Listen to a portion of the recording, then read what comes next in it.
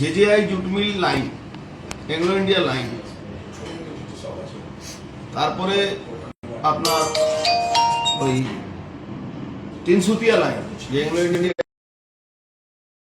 জেহাদিদের ক্রিমিনালদের একটা আড্ডা হয়। সেখানে হিরোইন বিক্রি থেকে নিয়ে একটা মানুষ যদি যে ওখানে যে পুলিশ লাইনে থাকে 1 ঘন্টা জেনে 3 ঘন্টা জেনে ডিউটিতে গেলে তার ঘরটা কেড়ে নেয়, লুট করে নেয়, ঘর দিতে গেলে আবার ওকে পয়সা দিতে হয়। ভুরি ভুরি কমপ্লেন আছে। জগদ্দল থানার এলাকার মধ্যে সব জায়গায় ক্যামেরা লাগানো আছে। 20 মিটার দূরে থানার সামনে মেন রোডের উপরে আমার মনে হচ্ছে থানা দুটো গাড়ি ওখানেও থাকে, যে চায়ের দোকানে নাম করা চায়ের দোকান।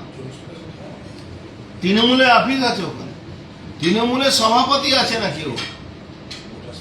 2 বছর 1.5 বছর আগে আমার মনে হচ্ছে ওর উপরে আবার এই গুলি চলেছে, আবার আবার অ্যাটাক হয়েছিল এই অশোক সাহেবের উপরে।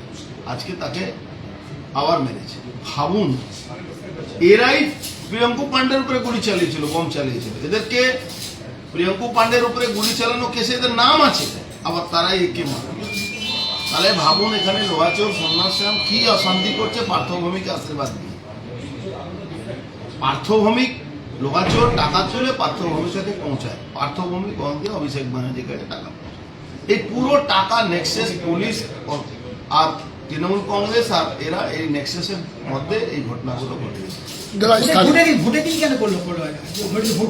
আচ্ছা, ক্রিমিনাল এদের কন্ট্রোলে আছে। ক্রিমিনাল পুলিশ যখন ক্লিয়ার করে দেবে, ক্রিমিনাল তখন কারো কথা শুনে। এরা ক্রিমিনালকে নিয়ে নাচানাচি করছে। আমি তো আগেও বলেছি, এই ক্রিমিনালকে নিয়ে যারা নাচানাচি করে, এই ক্রিমিনালরা তাদের মাথার উপরে চড়ে যায়।